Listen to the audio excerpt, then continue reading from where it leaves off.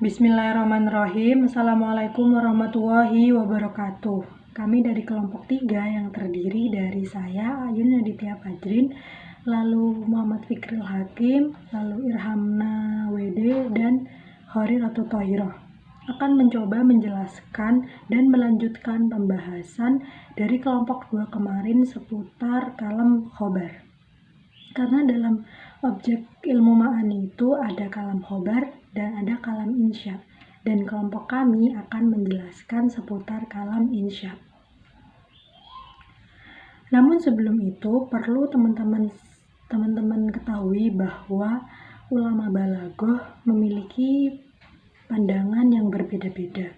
Yang pertama, ulama yang mengatakan bahwa kalam insya itu merupakan objek dari ilmu ma'ani.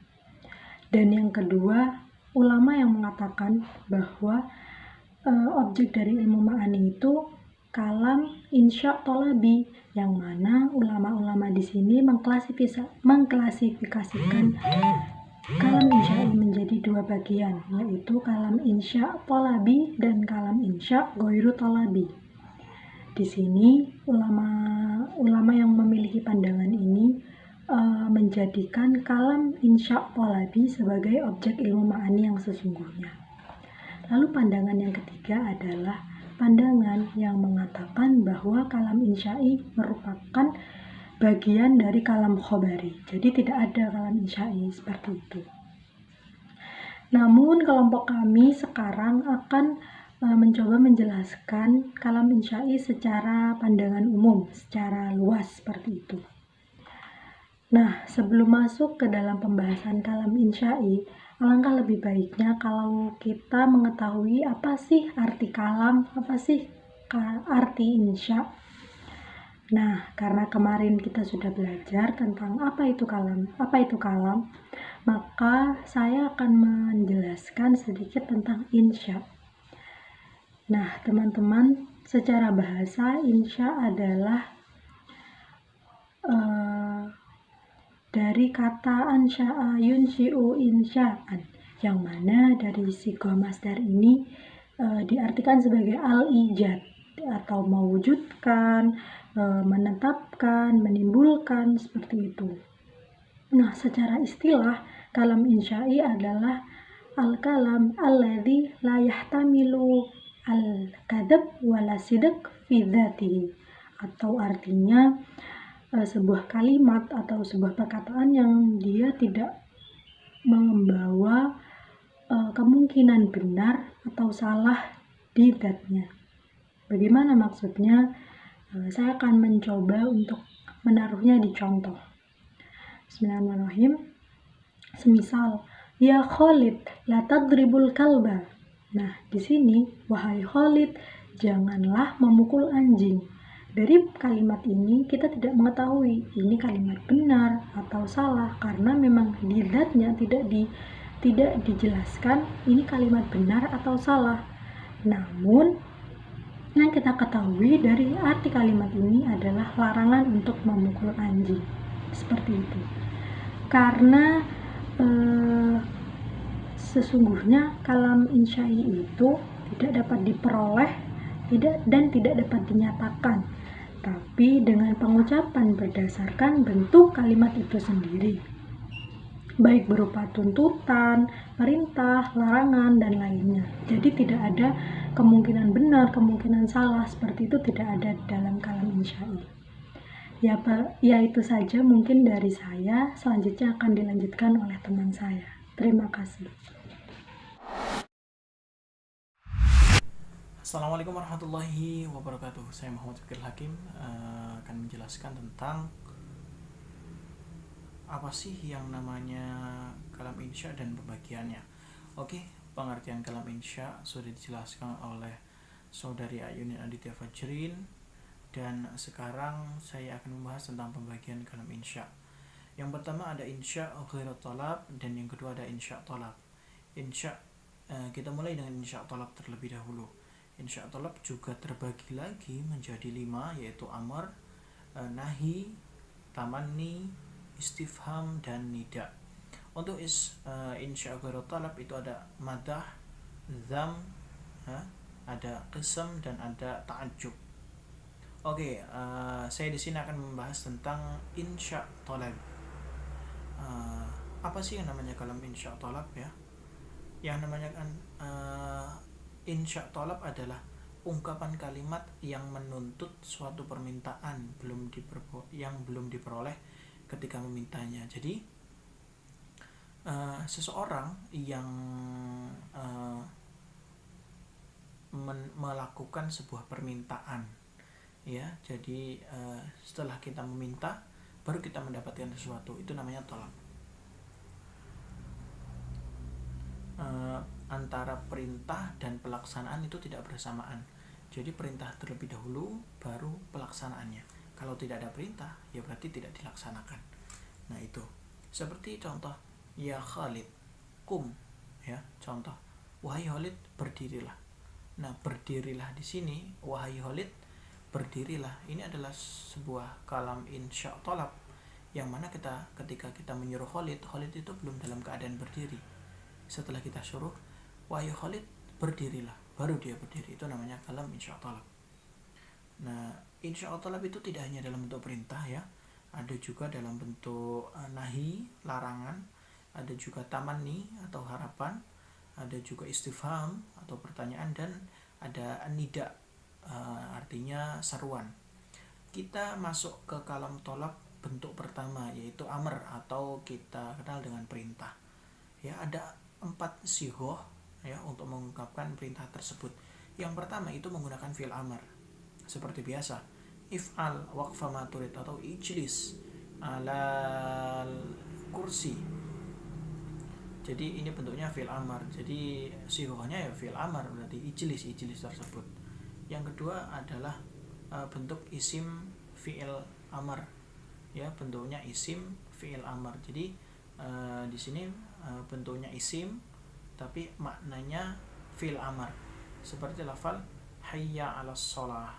Ya, hayya 'alas shalah ini merupakan ajakan untuk sholat. Bentuknya isim tapi maknanya fi'il amr. Yang ketiga adalah bentuk masdar. Contohnya masdar fi'lan ma turid, lakukanlah apa yang kamu inginkan. Ada juga menggunakan lam amar pada fi'il mudhari, seperti laf'al li taf'al waqfa ma turid, lakukanlah sesuai kehendakmu. Li taf'al, nah itu bentuknya sebenarnya fi'il mudhari yang kemasukan oleh lam amar. Jadi ada 4 sighoh dalam amar di sini. Bisa menggunakan fi'il amar, bisa menggunakan lam amar yang menempel pada fi'il mudhari. Yang ketiga ada isim fi'il amar, dan yang keempat ada masdar. Nah, amar di sini dalam ilmu ma'ani memiliki makna lain. Bisa difahami dari konteks kalimat atau qarinah yang sesuai dengan situasi dan kondisi. Apa saja kalam insya talab bagian amar di sini? Yang pertama ada doa, ya, seperti lafal Rabbi ausi'ni an asyukura ni'mataka allati an'amta 'alayya wa 'ala walidayya. Nah, itu merupakan tolab. Tetapi yang namanya doa adalah tolab untuk zat yang lebih tinggi daripada kita atau kepada Allah, ya. Itu doa, permintaan kepada yang derajatnya lebih tinggi daripada kita, itu namanya doa. Yang kedua ada amar bermakna petunjuk. Contohnya ya ayyuhalladzina amanu idza tadayantum bidainin ila ajalin musamma faktubuhu wal yaktub bainakum katibun bil 'adl. Wahai orang-orang yang beriman, apabila kamu melakukan utang piutang untuk waktu yang ditentukan, hendaklah kamu menuliskannya, dan hendaklah kamu menulis di antara kamu menuliskannya dengan benar. Maksudnya petunjuk di sini adalah bimbingan bagaimana sesuatu harus dilakukan secara jelas, secara tepat, menggunakan bahasa lugas dan efektif. Tolab juga sama, tetapi lebih ke arah menunjukkan sesuatu kepada jalan yang benar. Itu tolab, bermakna irsyad. Yang ketiga ada at-ta'jiz, yaitu melemahkan. Artinya perintah yang mengandung pengertian melemahkan orang yang diperintah atas ketidakmampuannya. Sesuatu atau seseorang yang kita perintah tidak mampu, nah itu perintah tersebut namanya ta'jiz. Ya, wa in kuntum fi raibin mimma nazzalna ala abdina fa'tu bi suratin min mislih wa law ashhadakum min dunillahi in kuntum shadiqin. Dan jika kamu meragukan Al-Quran yang kami turunkan kepada hamba kami, maka buatlah satu surat semisal dengannya, dan ajarlah penolong-penolong selain Allah jika kamu adalah orang-orang yang benar. Ini merupakan ta'jiz juga, ya, dari Allah, perintah dari Allah, tetapi kita nggak mampu melakukannya. Nah, itu namanya ta'jiz, menyuruh seseorang tapi orang itu tidak mampu melakukannya. Yang kelima ada ibahah, yaitu ada perbolehan, suatu perintah yang untuk melakukan perbuatan yang mengandung dan bersifat boleh. Wa kulu washrabu hatta yatabayyana lakumul khaytul abyad minal khayt aswadil minal fajr, ya. Minumlah dan makanlah secara jelas bagimu antara benang putih dan benang hitam, yaitu fajar. Nah, itu boleh kan makan dan minum gitu ya. Nah, yang keenam ada tasfiyah atau penyetaraan. Penyetaraan di sini maksudnya adalah di mana mukhatab mengira bahwa salah satu dari dua perkara yang dibandingkan itu ada yang lebih unggul, ya, seperti contohnya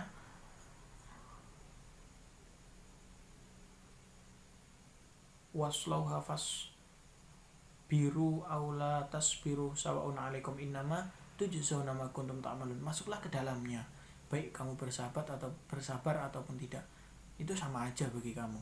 Sesungguhnya kamu hanya diberi balasan atas apa yang kamu kerjakan. Wasbir au la tasbir, tapi wasbir itu lebih utama. Jadi itu namanya tasbih. Yang ke-7 yaitu ada takhyir. Tazawwaj Maryam au ukhtaha.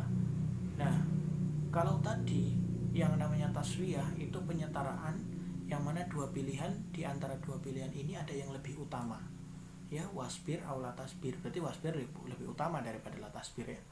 Nah, tetapi perbedaannya dengan takhyir di sini, dua perkara yang dibandingkan itu tidak ada yang lebih unggul, seperti lafal tazawwaj Maryam au ukhtaha, nikailah Maryam atau saudaranya. Nah, di antara Maryam dan saudaranya ini tidak ada yang diunggulkan di antara keduanya, maka ini namanya takhyir. Kalau ada salah satu yang diunggulkan, itu namanya taswiyah. Nah, pembagian kalam insya tolab yang tadi sudah dijelaskan, yang pertama adalah amr, yaitu perintah.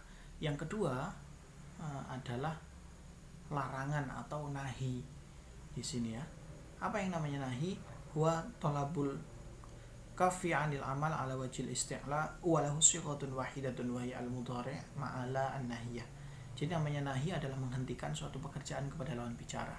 Perintah juga, tapi perintah untuk berhenti melakukan sesuatu dengan menggunakan sighat fi'il mudhari' yang dibersamai dengan la nahi. Contohnya la tadrib al-kalba, jangan pukul anjing.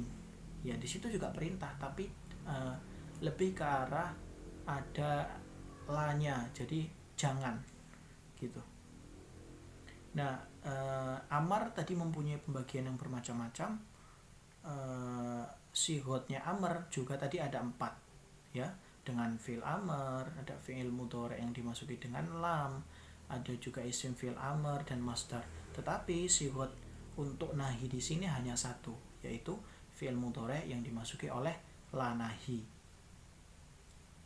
Nah, bentuk-bentuk tadi amar juga ada banyak, ya, ada amar doa, ada taswiyah, ada takhir. Nah, di nahi pun juga ada pembagiannya.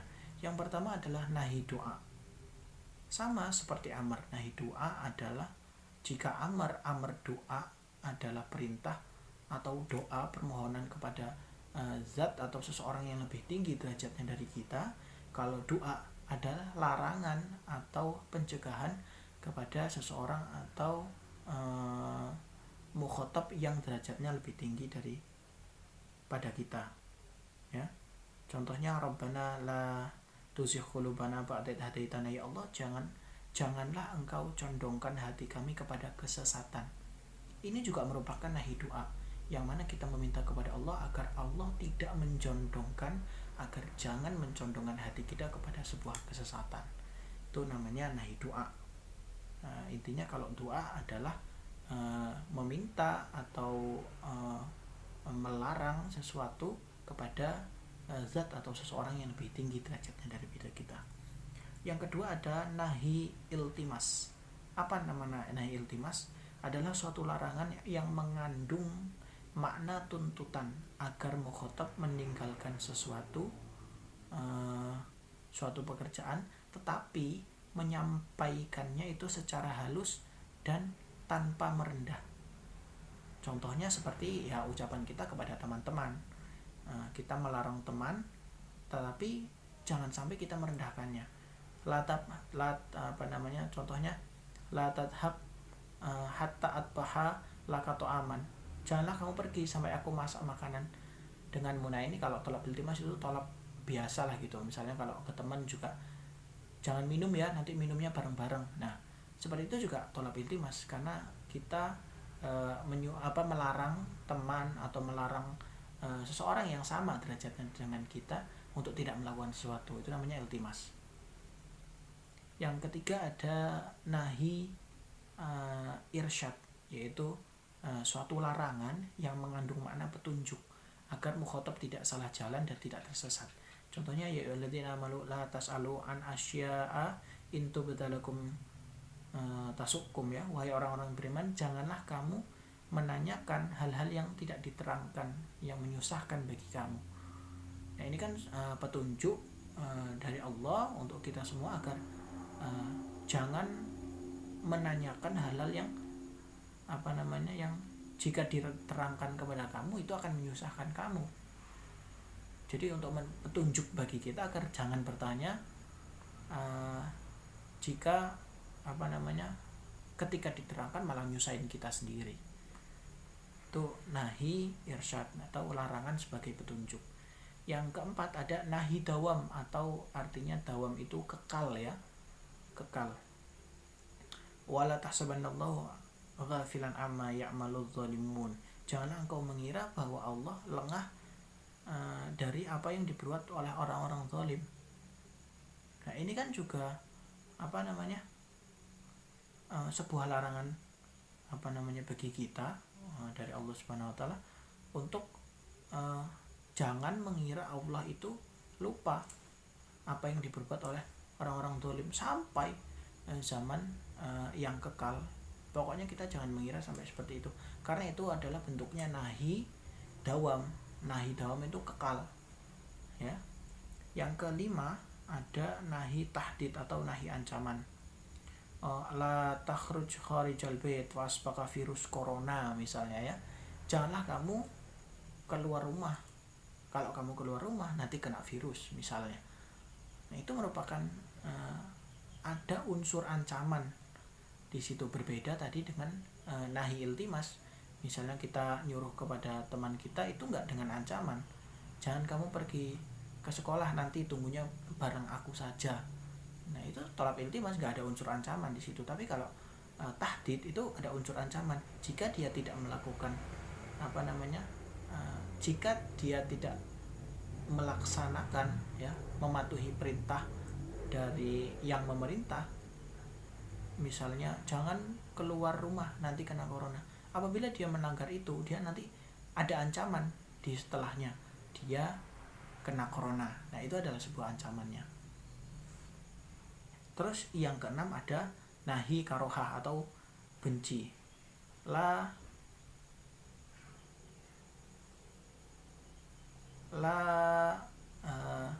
taltafat wa anta fis sholat.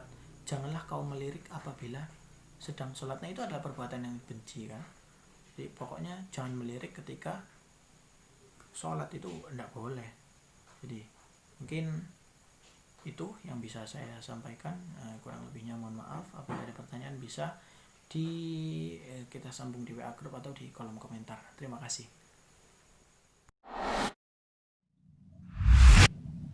طيب أهلا ومرحبا أنا إرحام نويدي وكذلك أنا من أعضاء هذه الفرقة إن شاء الله أنا سأستمر ما قد قدمه أخونا فكر الحكيم في بيان كلام إنشاء الطلبي حيث ينقسم هذا الكلام إلى 5 أنواع وقد شرح أخونا فكر الحكيم نوعين منهم وهما الأمر والنهي ولذلك أنا سأشرح لكم بعد هذا ما بقي من الأنواع وهم الاستفهام التمني والنداء ولكن قبل كل شيء قبل أبدأ كلامي وقبل أن أشرح بياني أنا أستعفيكم تصحيلا لي وتفهيما لكم أنا سأتكلم أو سأشرح هذه البيانات باللغة الإندونيسية.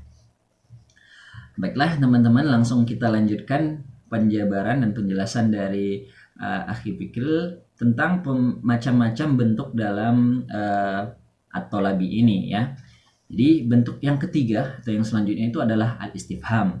Secara makna kata, al-istifham ini kan kalau dalam bahasa Arab artinya meminta pemahaman tentang sesuatu hal, al-istifham ya kan.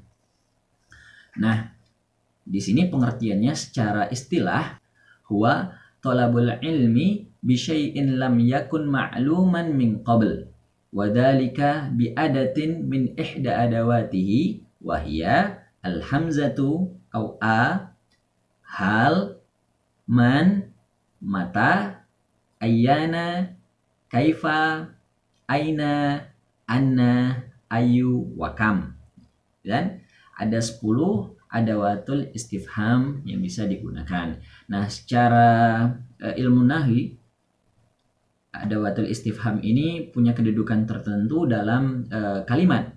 Akan tetapi di dalam ilmu balaghah ternyata al-istifham ini bisa dibagi menjadi 2 makna ya atau 2 sifat. Yang pertama itu tasawwur, kemudian yang kedua itu tasdik. Nah, apa sih tasawwur dan tasdik ini? Nah, tasawwur itu adalah sifat dari al-istifham ini di mana tujuan dari pertanyaan itu adalah untuk mengetahui kejelasan dari suatu kejadian. Ya. Jadi tasawwur itu tujuannya untuk mengetahui kejelasan dari suatu kejadian. Dan biasanya ini di dalam kalimatnya nanti itu ada kata perbandingan untuk mengetahui nih, untuk lebih menekankan dan menjelaskan dan merincikan dari kejadian itu supaya lebih pasti dan lebih rinci. Nah, untuk contohnya nanti akan kita sebutkan. Dan kemudian bentuk yang tasdik, di mana tujuan dari pertanyaan ini adalah untuk mengetahui apakah kejadian ini benar-benar terjadi atau tidak terjadi gitu. Jadi jawaban yang muncul dari sifat tasdik dalam istifham ini hanya 2, antara jawabannya itu adalah iya atau tidak, benar atau salah. Ya, jadi ada 2 sifat. Yang pertama untuk mengetahui kejelasan dari suatu kejadian disebut dengan tasawwur, dan kemudian untuk mengetahui benar atau tidaknya suatu kejadian disebut dengan tasdik. Ada 2. Nah, di antara 10 adawatul istifham ini tadi yang kita sebutkan di awal, masing-masing dari adawat ini mempunyai berbagai macam sifat ya, bisa jadi salah satunya atau bahkan kedua dari sifat ini. Nah, jadi langsung saja ke yang pertama, contoh yang pertama yaitu adalah hamzah. Nah, atau a. Hamzah sendiri itu memiliki 2 sifat ya. Yang pertama, dia itu bisa bermakna tasawwur, yang mana tujuannya untuk mengetahui kejelasan suatu kejadian. Contohnya, a'anta darabtal kalba am Khalid? Apakah kamu yang mukul anjing itu atau si Khalid? Nah, ini kan kita ingin mengetahui kejelasan dari kejadian ini. Pertama, kita masih ragu-ragu kan tentang kejadian ini. Siapa sih yang mukul anjing ini? Apakah kamu atau Khalid? Nah, oleh karena itu perlu ada perbandingan juga di dalam pertanyaan ini, dalam sifat pertanyaan ini. Dan itu menggambarkan bahwasanya dia itu berbentuk tasawwur. Karena kita ingin bertujuan mengetahui kejelasan dari kejadian ini. Siapa sih di antara mereka ini yang memukul anjing itu? Nah, itu ya. Kemudian kan bisa contoh yang lain, misalnya a'anta kataba hadhil kitabah au sahibuka, atau misalnya a'anta akalta hadat ta'am am Ahmad, atau misalnya a'anta akhadta hadhil kitab a'anta akhadta hadal kitab am irfan au ghairu dzalik minal amsal, ya. Pokoknya intinya itu mengetahui kejelasan dari suatu kejadian. Nah, kemudian yang kedua itu adalah hamzah ini, yang a ini bisa berbentuk tasdik. Nah, itu contohnya akhalidun dorobal kalba. Nah, jadi pertanyaan cukup sampai situ dan tidak ada perbandingan lagi gitu. Kita nggak ada pertanyaan atau si dia enggak, tapi kita hanya ingin memastikan apakah benar-benar si Khalid ini yang memukul anjing itu. Nah, jadi jawabannya antara na'am atau la. Nah, gitu. Nah, jadi ada dua sifat, bisa jelas sekali perbedaannya dari satu contoh ini. Nah, itu contoh yang pertama adalah adatul hamzah, ya. Itu adalah pertanyaan yang katanya itu diawali dengan hamzah. Nah, kemudian yang diawali dengan huruf hal itu biasanya berbentuk tasdik, ya. Karena kita hanya ingin mengetahui kejadian ini benar atau tidak gitu. Contohnya hal ada Khalidun ilal bait, apakah Khalid sudah kembali dari rumah, atau maksudnya apakah si Khalid sudah kembali ke rumah, atau misalnya pertanyaan-pertanyaan lain, hal akalta hada ta'am, hal hadurta fil fasl, hal nimta fil lail, hal qara'tal Qur'an, dan lain sebagainya, yang jawabannya itu hanya sebatas iya atau tidak, benar atau salah begitu. Nah, itu. Namun walaupun hal ini berupa pertanyaan tasdik, ya, tapi hal ini tidak sama dengan hamzah atau a. Hal ini ada terbatas di dalam beberapa bentuk kalimat. Contohnya itu di dalam kalimat jumlah manfi, ya. Hal ini tidak boleh masuk ke dalam pertanyaan yang bersifat manfi. Contohnya hal lam yanjah Khalid, apakah si Khalid itu belum berhasil? Nah, itu tidak boleh menggunakan hal. Ini kan kita berbicara konteks bahasa Arab, ya. Jadi nggak boleh menggunakan hal jika kita ingin bertanya seperti ini. Hal lam yanjah. Ini kan adalah bentuk manfi. Hal lam yanjah Khalid. Tapi yang boleh digunakan adalah alam yanjah Khalid. Mungkin dan pertanyaan-pertanyaan lain seperti yang ada di dalam Al-Quran. Alam ya'lam dan lain sebagainya. Kemudian tidak masuk pada jumlah ismiyah inna, ya. Jadi contohnya hal inna Khalidan najihun, ya, itu tidak boleh. Tapi yang boleh a inna Khalidan najihun, itu boleh. Kemudian tidak juga boleh masuk ke dalam jumlah syarat. Contohnya hal idza zurtuka tukrimni, apakah jika aku mengunjungimu kamu akan memuliakan aku. Tapi yang boleh itu a idza zurtuka tukrimni. Nah, itu boleh. Nah, kemudian tidak boleh masuk pada jumlah hal. Contohnya hal tadribu Khalidan wa huwa syuja', apakah kamu berani memukul si Khalid? Apakah kamu memukul dia padahal dia itu adalah orang yang berani loh, gitu kan. Nah, tidak boleh menggunakan hal dalam kalimat yang berbentuk hal, ya. Tapi yang kita boleh gunakan adalah hamzah. Contohnya atadribu Khalidan wa huwa syuja'. Nah, itu boleh.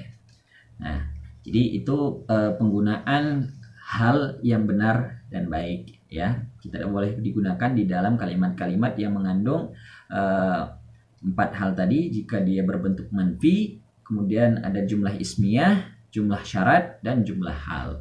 Nah, yang kemudian ada tul istifham yang selanjutnya adalah ma dan man, yang artinya apa dan siapa, ya. Ma ini sih biasanya berlaku untuk pertanyaan yang bukan benda hidup, ya, atau benda-benda mati. Contohnya, ya, kita ingin menanyakan sifat, menanyakan keadaan, dan lain sebagainya. Contohnya mahwal ihsan, mahwal iman, mahwal syams, dan mahiyas syams, dan lain sebagainya. Sedangkan man digunakan untuk yang berakal, manusia mungkin. Contohnya man huwa Khalid, manil ladzi najaha fil imtihan, dan lain sebagainya. Ya, jadi ini gampang juga, kita sudah biasa mendengar contoh ini. Kemudian ada tul mata, huruf mata ini yang artinya kapan, ya. Ini maksudnya kan bertujuan untuk mengetahui tentang suatu kejadian atau suatu waktu tertentu, gitu kan. Contohnya mata tazur walidaika fil qaryah, ya. Jadi kita ingin mengetahui waktu dari kejadian itu, gitu. Atau mungkin Seperti yang ada contoh di dalam Al-Quran, hatta yaqulur rasulu walladzina amanu ma'hu mata nasrullah, sehingga Rasul dan orang-orang yang beriman bersamanya berkata, kapankah datang pertolongan Allah itu. Nah, itu bentuknya dalam pertanyaan ingin mengetahui waktu suatu kejadian. Atau ayana digunakan untuk meminta penjelasan mengenai waktu yang akan datang terkait dengan sesuatu yang masih samar atau membingungkan. Ayana ini juga maksudnya adalah untuk mengetahui waktu dari suatu kejadian. Tapi kejadian ini adalah kejadian yang tidak pasti datangnya, masih belum diketahui dan masih diragukan kapan kedatangannya. Contohnya itu ada di dalam Al-Quran, yas'alu ayyana yaumul qiyamah. Dia bertanya, kapankah hari kiamat itu? Nah, itu kan adalah hal yang masih tidak bisa kita pastikan. Sedangkan kalau mata tadi itu hal waktunya itu masih bisa kita pastikan. Misalnya kalau misalnya kejadian masa lalu kan kita bisa katakan, ada yang nanya, kapan kamu mengunjungi orang tuamu? Oh, minggu lalu, jelas pertanyaannya.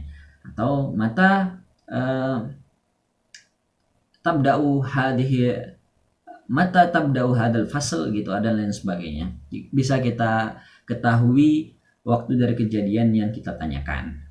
Kemudian yang selanjutnya adalah kaifa, yang digunakan untuk menanyakan suatu keadaan tertentu. Ini juga sudah jelas dan sering sekali kita gunakan, seperti pertanyaan kaifa haluk, atau kaifa tasna'u hadha as-sonam misalnya, atau kaifa misalnya kaifa tatbahu hadat ta'am, dan lain sebagainya. Yang intinya kita tuh menanyakan bagaimana suatu keadaan, bagaimana cara keadaan itu dibuat, dan lain sebagainya.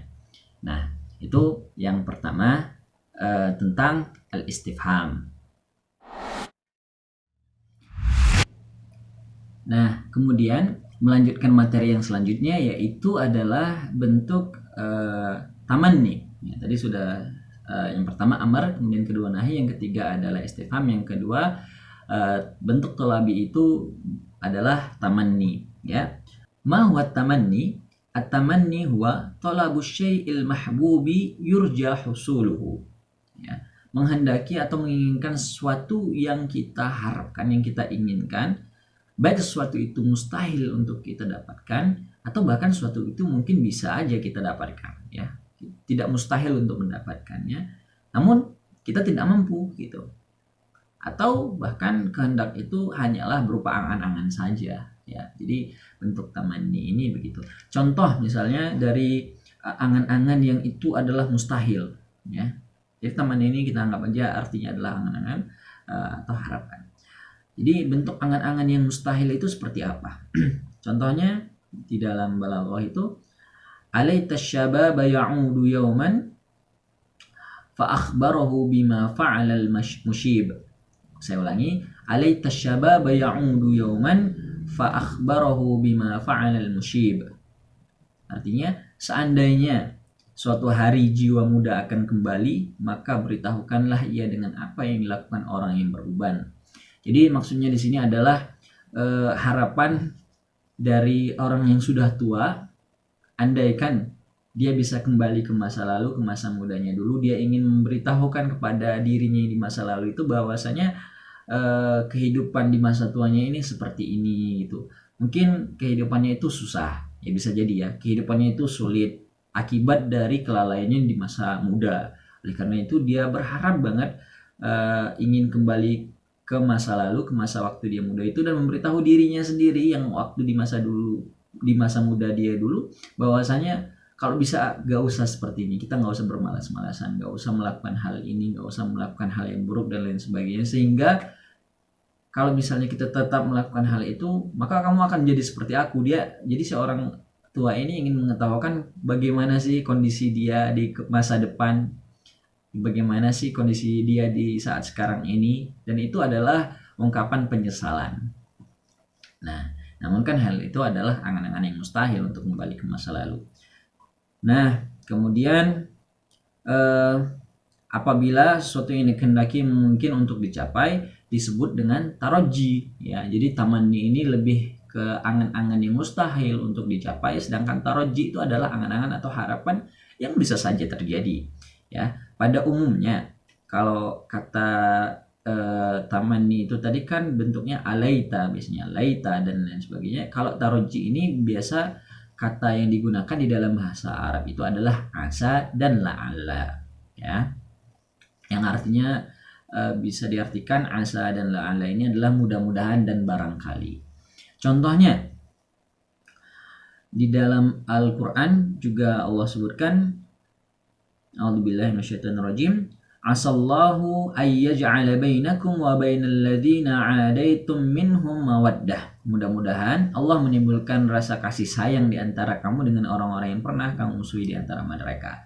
Jadi kan ada kalimat tarojinya di sini adalah asa, mudah-mudahan Allah ayyaj'ala bainakum, mudah-mudahan Allah menimbulkan rasa kasih sayang di antara kamu. Dan ini kan hal yang mungkin terjadi. Allah itu bisa melakukan apa saja, Allah menghendaki apa saja, dan hal ini bukanlah hal yang mustahil gitu kan, untuk menimbulkan rasa kasih sayang di dalam hati-hati kita.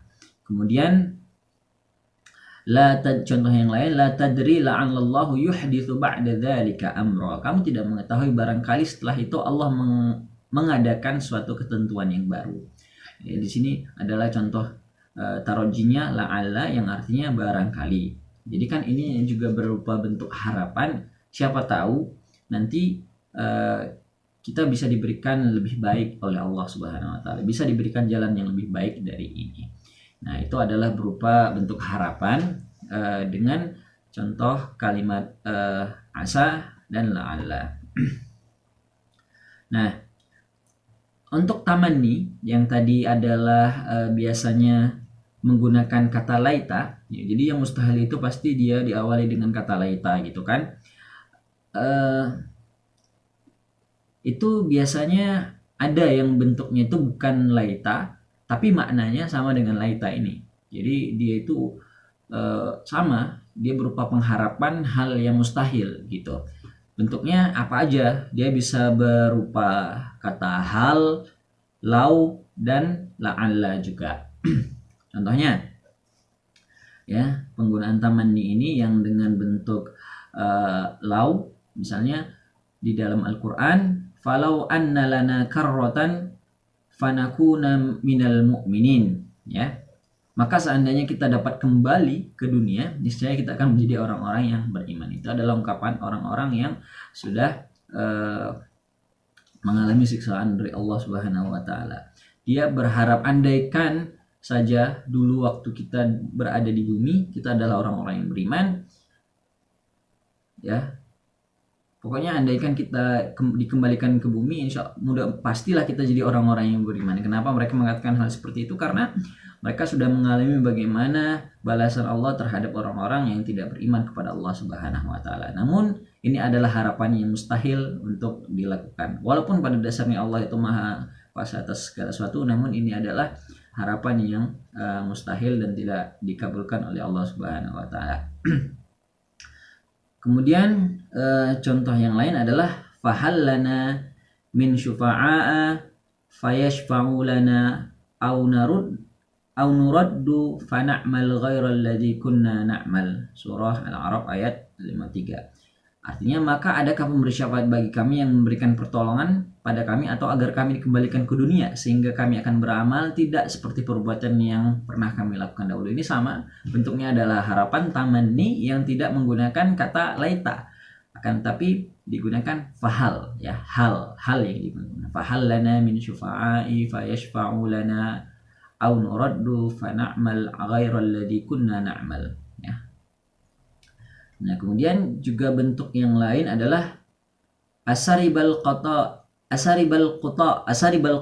hal man yu'iru janahah la'alli ila man qad hawaitu atir. Ya, ini adalah dengan contoh kata la'alla, ya, la'alli katanya. Kita ulangi, asaribal qata hal man yu'iru janahah la'alli ila man qad hawaitu atir. Yang artinya, wahai segerombolan burung, adakah yang meminjamkan sayapnya kepadaku agar aku bisa terbang kepada orang yang aku cintai? Dan ini adalah berupa tamanni, harapan yang mustahil terjadi juga. Nah, itu adalah pembagian yang keempat atau jenis yang keempat dalam kalam insya at-thalabi, yaitu berupa tamanni atau pengharapan, yang bisa saja bentuknya itu mungkin terjadi, ya, itu seperti taroji, atau mungkin yang bahkan mustahil terjadi, itu seperti tamanni itu sendiri. Nah, bentuk kelima dari kalam insya'i at-talabi ini, atau yang terakhir juga, bentuk yang terakhir adalah an-nida.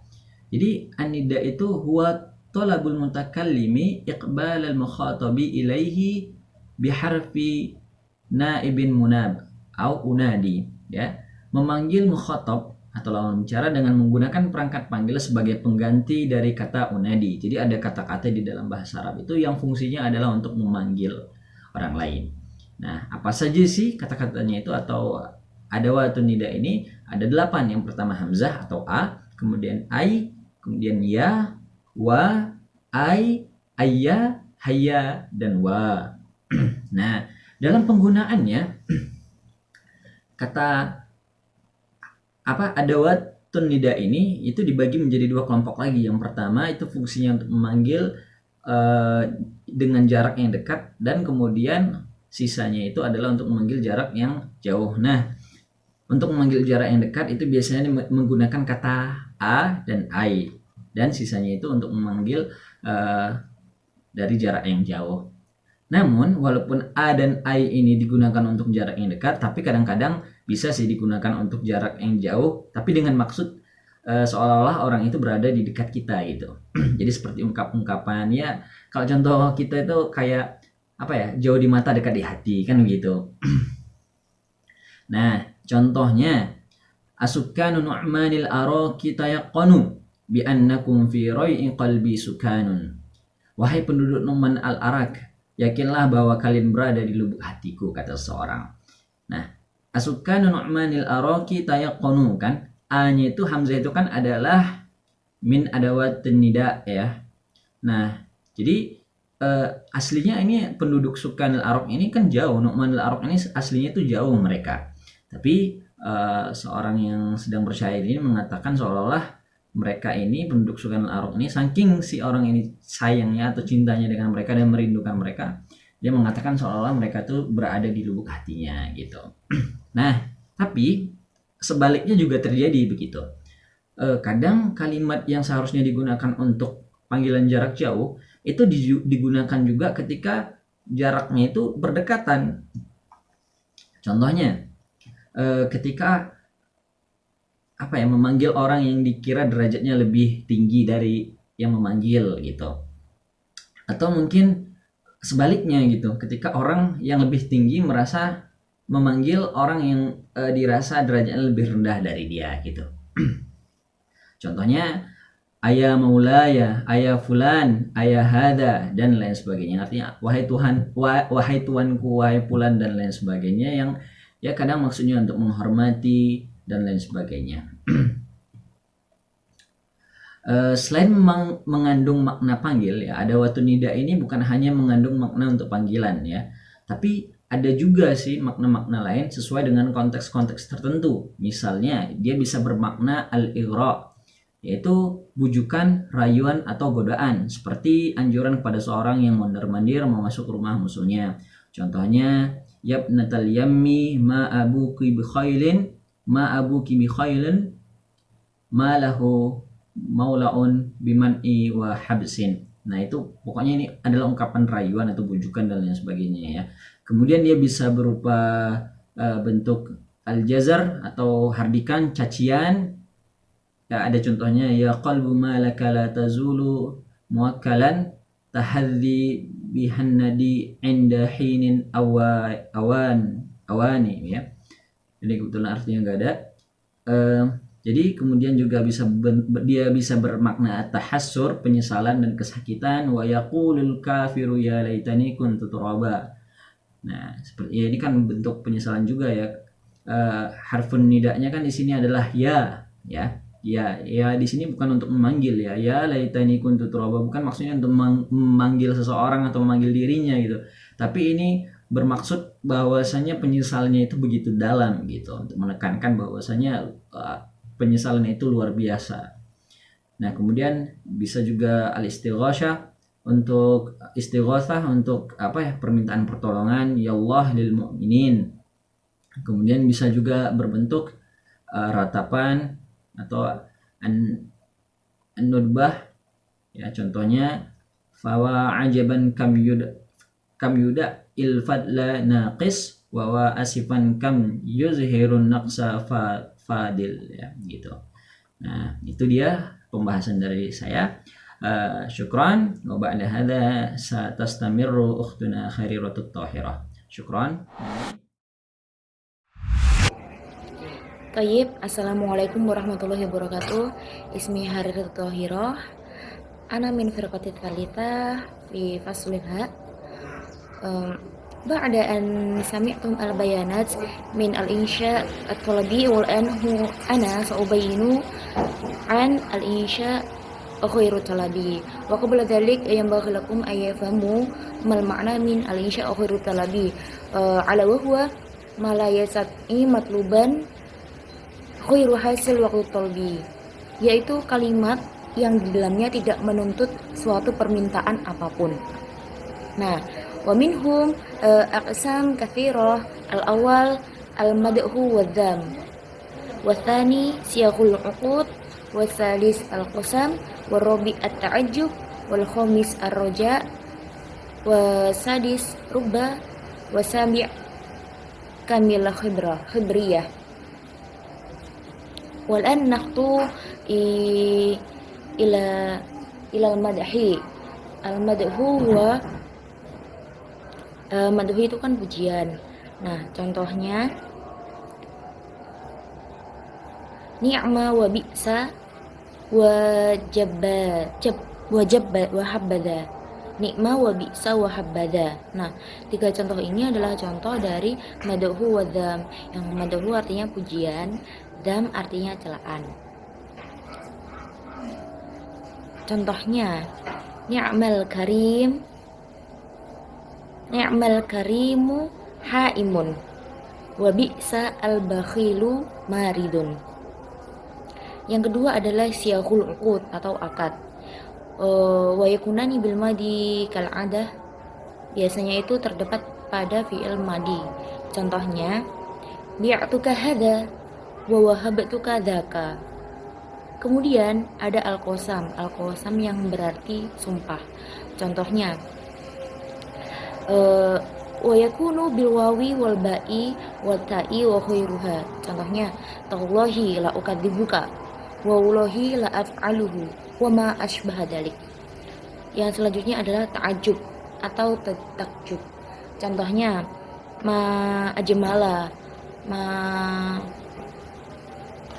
af'alahu wa ghairu dzalik. Terus yang selanjutnya adalah ar-raja yang berarti harapan. Wa yakunu bi'asa wa la'ala. Contohnya asallah ayatiya bil fathi. Wa hadzal misal min suratil Maidah al-ayah tsaniyah wa khamsun. Kemudian ada rubba.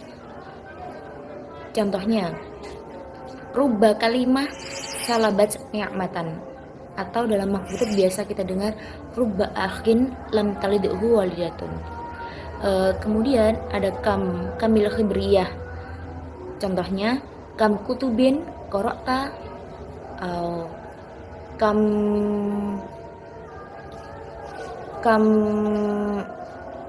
rajulan iltaqaiti kadzalik.